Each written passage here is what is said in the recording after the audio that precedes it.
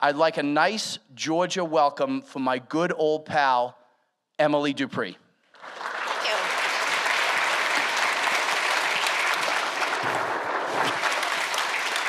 Hi. So I'm Emily. Greg did leave out. I actually started MFS 20 years ago, and the reason I got my job, I was the bartender in college that was bartending below the bar. And I thought I was gonna be an attorney, and they're like, you should work here. I'm like, what is here? We sell mutual funds. Like, what's a mutual fund? 20 years later, here I am. And Greg was right. I wrote this presentation because my favorite part about wholesaling is I was always interested in what are the issues that are facing financial advisors and how can I solve for them. And one of the biggies I figured out real fast was we lost information advantage when it comes to investing. Who's been doing this more than 25 years? Right, you could call a client at one point and say, I think you should buy this stock. And they bought it because you were the only one they can get it from, correct? Right, fast forward today, access to information, 24-hour news, do-it-yourself trading. Clients no longer question our fees. They question our fees, and they question our advice because of it. The good news is you hold information advantage on so many other topics. Tax planning, Social Security, Medicare, wealth transfer. So why not lead with it, right? We can control these conversations. So for the presentation today, what I want you to do is I want you to think about yourself when I'm talking and your own family, okay? Because if I can strike a chord with you, it's absolutely gonna strike that with your clients. So we're gonna talk about the wealth transfer. Raise your hand if your parents are still alive. So if your hand is up, you will be the recipient of a wealth transfer. Now raise your hand if you have kids or grandchildren. If your hand's up, you're gonna pass wealth. One more time, who put their hand up twice? So we're the sandwich generation, you're gonna go through 2 wealth transfers. The problem is, the majority of wealth transfers in the United States fail. So how do we stop this? So today, we're gonna talk about why they fail. Second, the biggest reasons for failure and how to avoid it. And then how do we talk about this with our client base so we can really be that generational wealth advisor? So what do I mean by failure? Well, first of all, pay too much in taxes. This is awesome as an advisor to talk about because you sit on the same side of the table, right? Your clients don't want to pay. Getting caught in the court system, really difficult. Family infighting, right? We just went through the holidays. It's hard enough. Imagine bringing money into that conversation. And then I think the worst, because I'm a mother of 2, on average it takes 12 to 18 months for your children to spend all of your money when you pass away. Right? I'm asking you to think about this for yourself. We don't want that to happen. We certainly don't want it for our clients to happen. So why is it happening? Well, reason number 1, wealth transfers fail. We don't have a plan at all. So today, still, less than 50% of people in the US have a will, and less than that have a trust. Why is this happening, right? Because oftentimes you hear in the news, it's people with a lot of money, right? Why is it happening? Well, 2 reasons. Number 1, there's a group that just says, I'll get to it later. I have a problem with this group because does anybody know the human mortality rate? It's 100%, right? And we don't know when it's coming, right? So they don't count. But the group that I do and I can understand and sympathize with is that it's confusing. Like, I don't know what to do, so I'm not gonna do anything.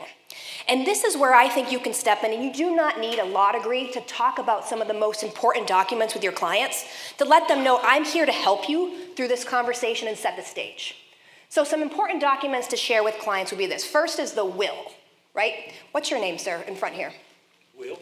Your name is Will? Get the hell out of here. I'm done. Will, where are you from? Tipton, Georgia. Georgia, okay. This is why you need a will. Do you know what happens if you pass away in the state of Georgia? Who decides your wants and wishes? You talking about without a will? Without a will. The court. The state of Georgia, right? That's all you have to say to your clients and they will be ready to sign up for a will, right?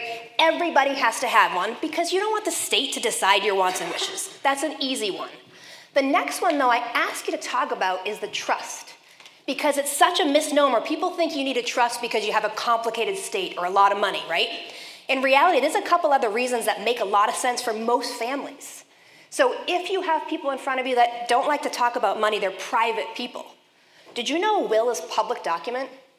Anyone can go to the court and pull it. A trust is private. That is a good thing for people that don't like the idea of that. Brady Bunch families, or I guess now generation Kim Kardashian families, right? married, divorced, kids on different side, have to have a trust. If you have those clients, have to talk to them about trust, because it's really difficult to pass money with those type of family units. And then finally, anybody that has an incapacity to receive assets on their own, right? They might have a history of addiction, right? They might be the legal age to receive money. Does anybody know what the legal age to receive money independently is in the US? 18. Will's, perfect. 18. Can we all agree right now the 18-year-old's like the new 12-year-old? Like, zero chance that I'm giving my children money 18. So I personally have a trust set up for our kids, not because I don't think they can manage money, it's I don't think they can manage it that early. And I don't know when we're gonna die. So we have it set up for 30. Right? It is a very good document to talk about with your clients and simplify it in those terms. Last two are your powers of attorney, whether it's for your health or for your money. Those are good documents to talk about while the person is not in a state of emergency. So really simple, mark it down. So I always like to provide this presentation. By the way, this is a public presentation you can deliver to clients or have your wholesaler do it. But I always like to provide different talking points for you to take home today and utilize in your practice immediately, because I know it's hard to set up a seminar. Here is an easy lift. Anybody in your practice that has kids graduating this year from high school, heading to college, or maybe they just went to college in the fall. I want to go back to that age of 18. This is incredibly important when it comes to the health and wellness of a human.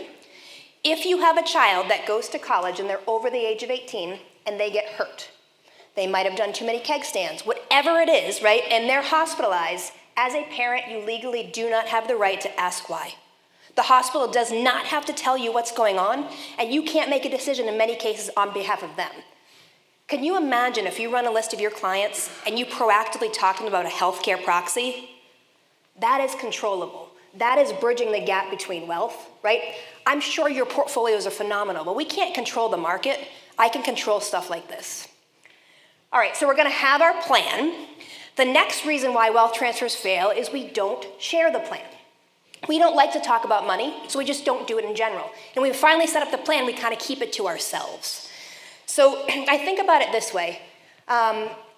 If you're gonna have a coffee can of cash buried in the backyard, you need to have a map, right? If you're gonna hide money all over the place, you're gonna stop your estate. So sometimes I'll do this presentation with estate planning attorneys, and I'll have them share really funny stories.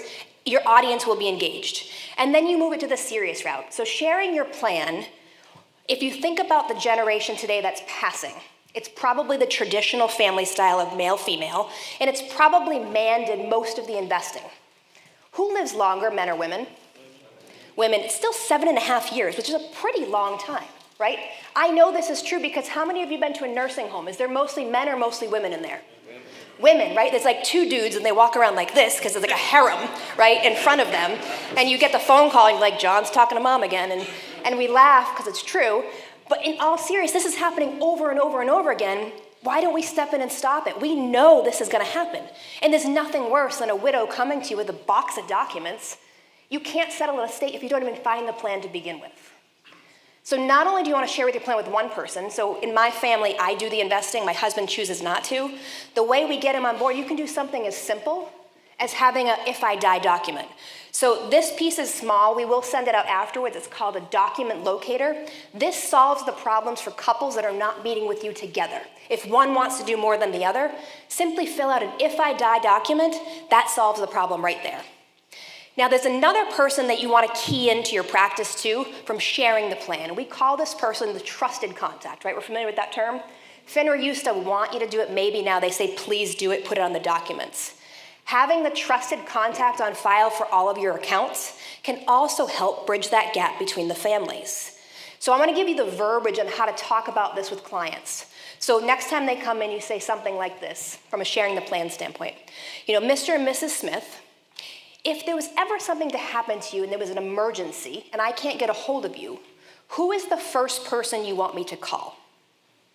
They're going to tell you somebody. Now, hopefully, you know this person and you have a good relationship. If you don't, fantastic. This is going to be someone that you're going to add to the practice.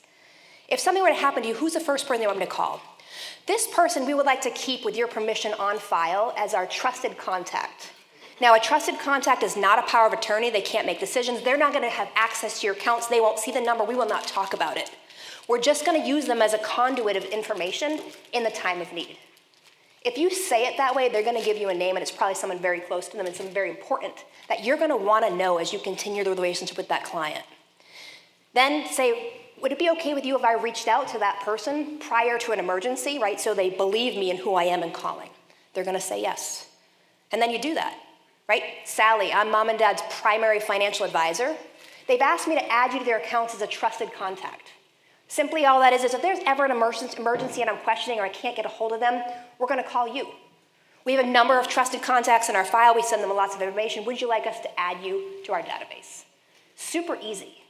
My takeaway from today is if you've got 10 top households, getting that trusted contact, getting to know them, that's an easy wealth transfer for you in your practice. All right, so we're going to have our plan. We're going to share our plan. Reason number 3, wealth transfers fail. We don't update it, right?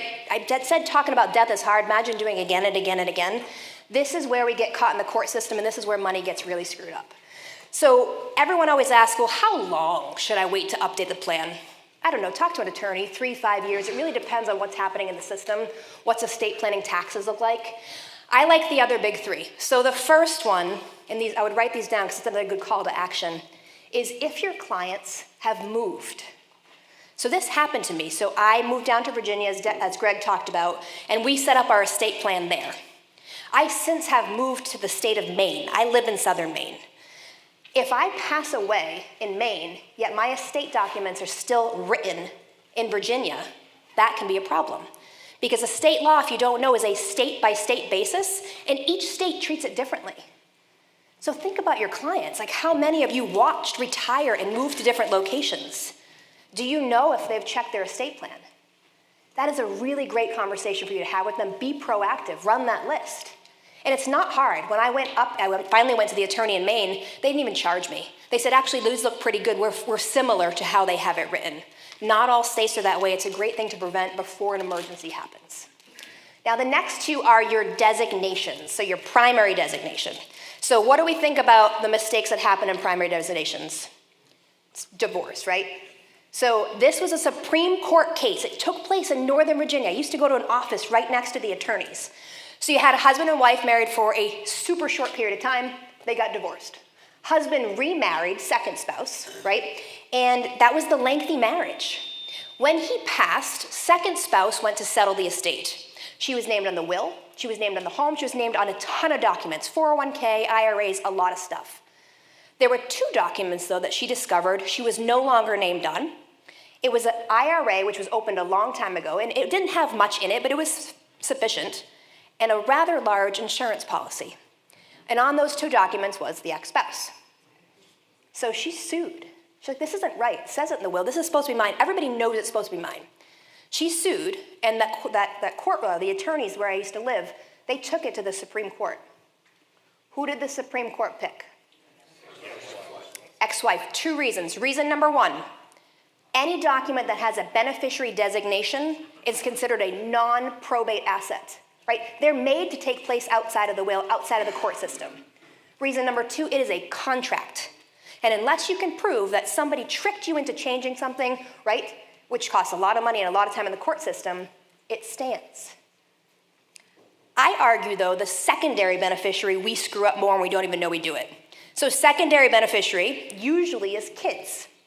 So I'll talk about my own scenario. So my first child is named Cullen. And Cullen, is born, and I'm trying to do all the right stuff. You know, something falls on the floor, I throw it away. I try to get, the nap schedule and the food schedule. And I named him. I knew to go to the documents and put him on. Lachlan comes 2 years later. 2 kids under 2. Something falls on the floor. That is a 15-second rule that is going right in your mouth, right? We don't care at this point. This is not a lie. Every year our firm, makes us check off our benefits. And we have a very small life insurance policy that they give us. And I'm looking at it, and Lockie was not on it. So far it was just Pat, my husband, and then Cullen. So I still was missing documents, right? Where's Greg Davis? Greg Davis has 17 kids.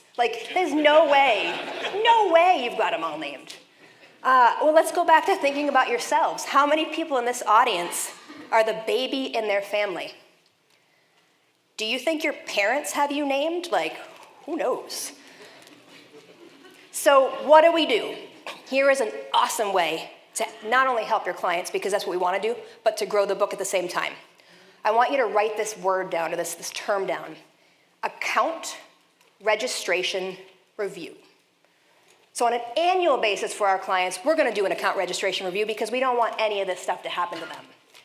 But for a prospect, I want you to mention this, and I want you to say one of the things that we do at our practice, because it's incredibly important that we grow our families well, we also pass it successfully, is we do a complimentary account registration review.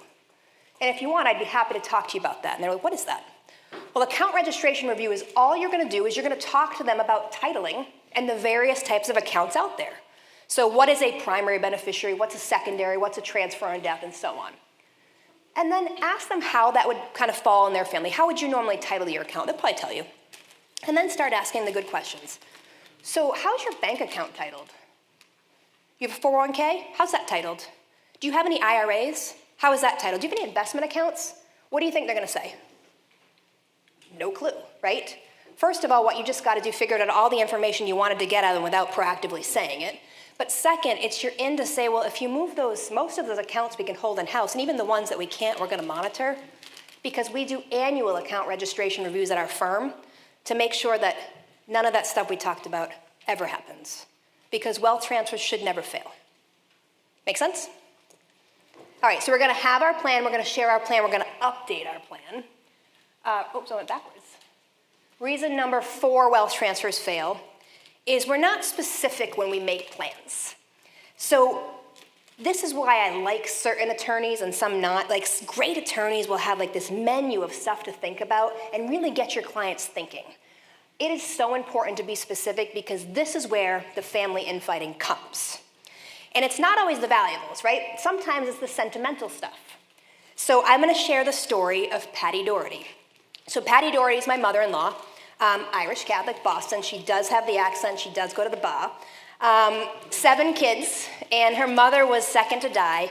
And she was telling me that, the kids would go into the house, and it was really creepy. People would put stuff in their pocket and kind of stroll by and pretend they didn't do it. So eventually the siblings were like, we got to stop this, and we have to find a way. So after many alcoholic beverages, they came up with a plan to put everything that everybody wanted on a table, and they drew straws. And there was some, I guess this Asian tea set that everyone had sentimental value for. It sat on the kitchen table their whole lives. Patty Doherty has the sugar bowl at her house. I don't know who got the pot, the cups, and so on. And she said it was a disaster.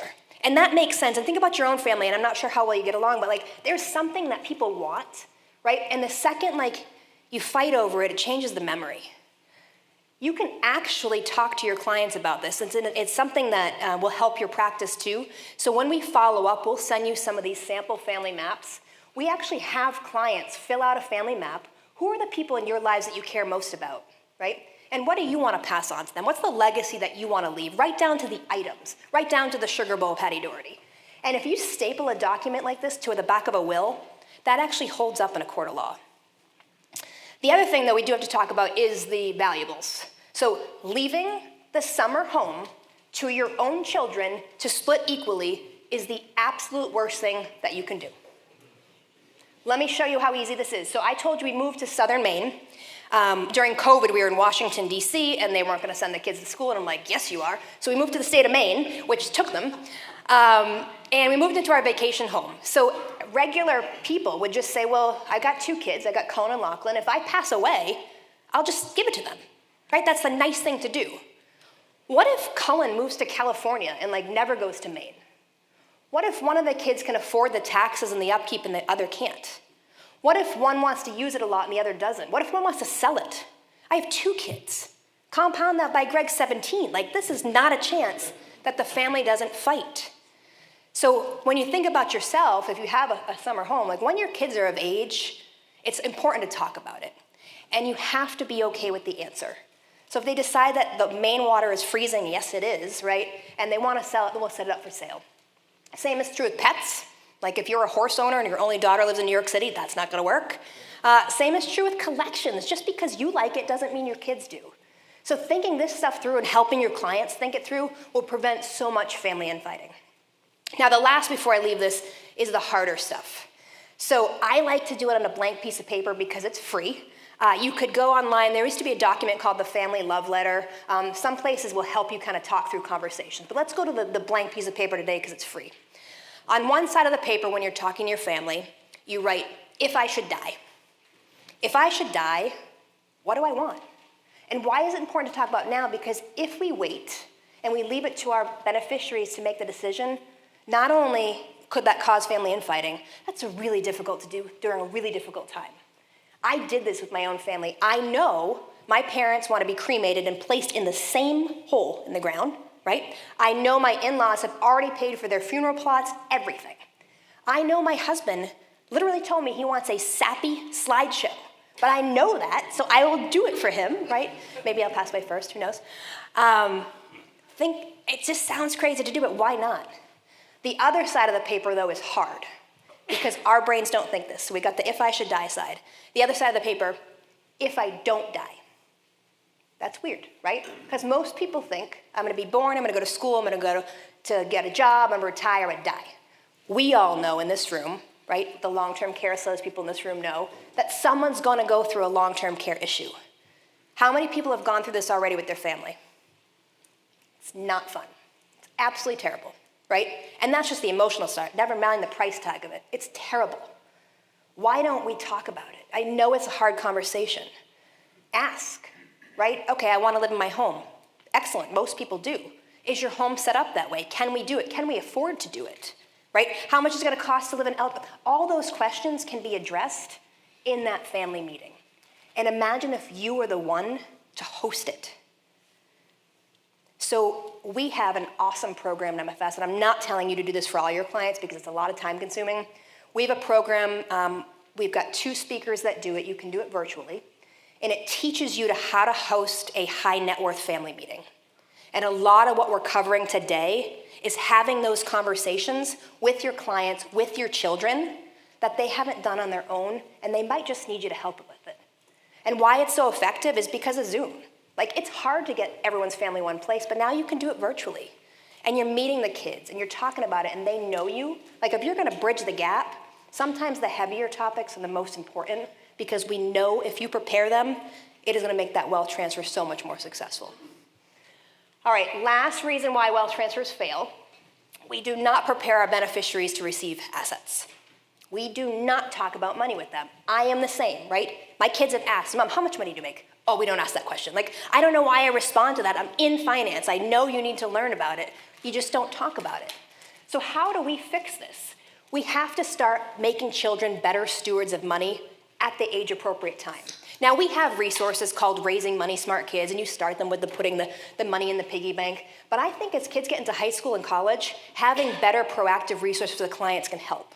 Because right now, those kids are gonna spend that money without education. So Will, right, Cullen calls Will, and I've passed away, and I was telling somebody, I always fly in an airplane after these presentations. I literally talk about dying, so knock on wood.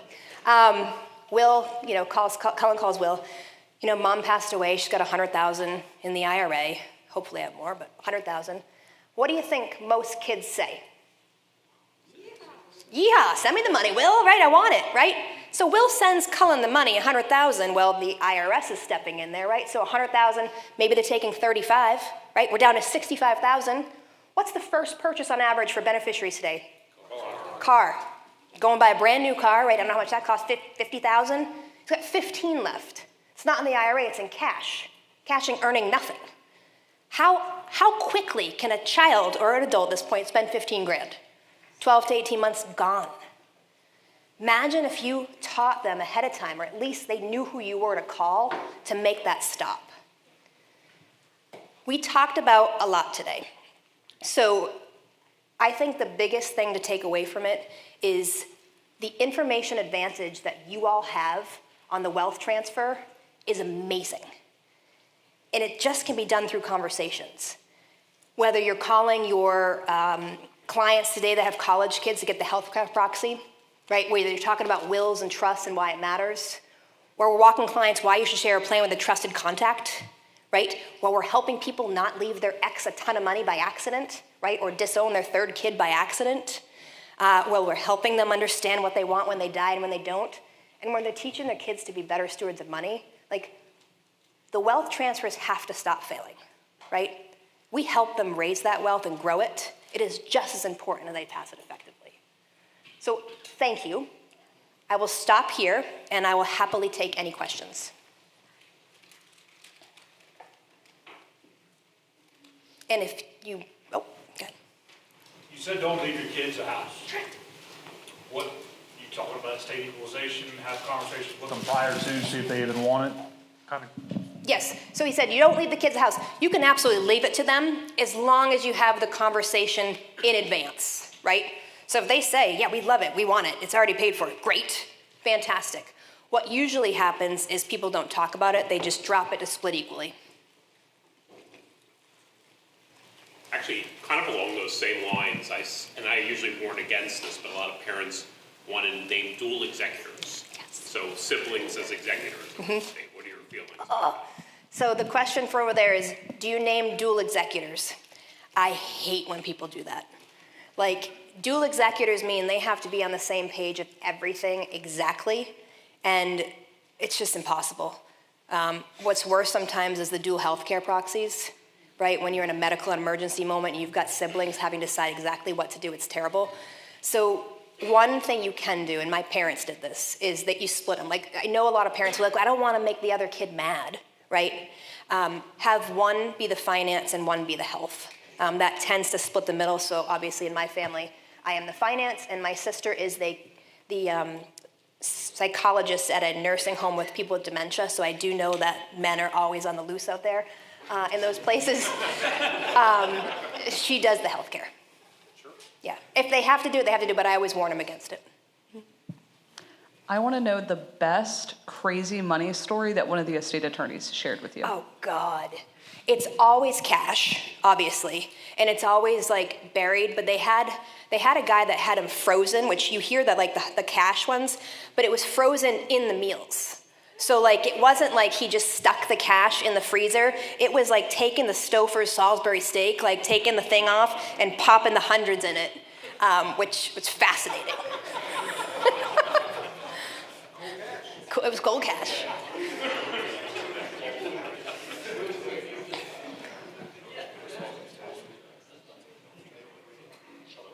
You can yell and I'll repeat if you want.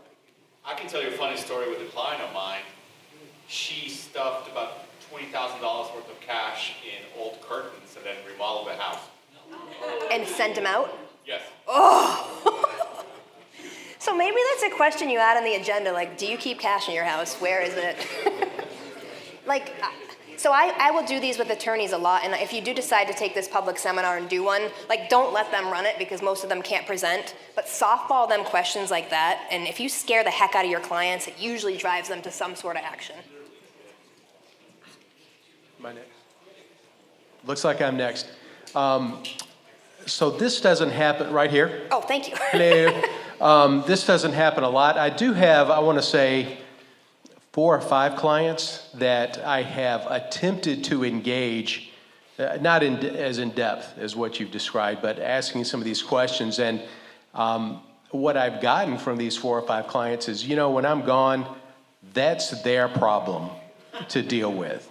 And on one level, I get it, but on the other hand, that's not really helping the family that they're leaving behind have harmony and efficiency and joy, when they leave. So how would you respond to that statement? Yep, so I've got 2 answers for you on that. The first is, we all know this in life, that sometimes you'll tell, for instance, I'll tell my kids the same thing over and over and they won't listen to me, yet like some friend's mom will come in and be like, oh yeah, that sounds great, right? So one option is to do something like this, try to make sure they're there and listening, and having a third party say it, and that might get them to say, well, you told, what's your name? Paul, we know you've been telling that for the years, I guess we gotta do something. So that's one option, is have somebody else say it to them. The other, depending upon your relationship, and this helps when you have clients that are reluctant to talk about health, wellness, their death, is go through their kids. So that family love letter I talked about, again, it's not an MFS piece, it's not an LPL piece. What we do is we actually have the kids fill it out for themselves. And this works even better if they have children, so now we're pulling the grandparent card on them, right? So you fill it out for yourself, and you go to mom and dad and you say, hey, if anything were to happen, right, because I've got the kid, your grandkids, I really want you to know what we want. and then you show it to the parents, and at that point, that usually also gets them to say, well, we should probably be doing the same for you. So there's 2 ideas for you. Third idea is those poor kids, sorry, drop the mess on them. It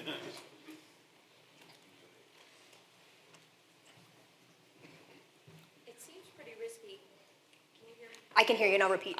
It seems pretty risky to me to have a family meeting with some of our clients to talk about this stuff. I could see it really blowing up, and then whose fault is it? The advisor for coming up with this idea to do it. I mean, I think it's a great idea, but talk about some of the risks and when it goes south. So great question. So that's all addressed in that seminar, how to have a high net worth family meeting. So first of all, you'll do the due diligence on which clients this is a fit for that makes sense, right? Second of it, the first meeting is not with the family, it's with your clients. And what you do is you actually set up comfort barriers of, okay, what would you like us to talk about? Do you want us to give the numbers? Because many times they don't. They want more of the what happens when scenario. So if something were to happen to me, these are the people that you're gonna call. Hey, we're thinking about naming one of you to be the executor. We're thinking this, does this make sense? Do you wanna be it, right? So a lot of the ways to prevent the conversation from going down south is all the prep work in advance, and you are including your clients. So the clients have to have buy-in in this meeting to begin with, right? If they're against it to start, I wouldn't even go with them. The prep meeting will let you understand how it's gonna feel, and then you go from there. Yep, thanks. Good? So I'm staying for dinner. I'm not getting on that airplane because I've scared myself out of that one. Thank you. You guys are awesome. Like, keep doing what you're doing, and I look forward to seeing you guys tonight at dinner. Thank you.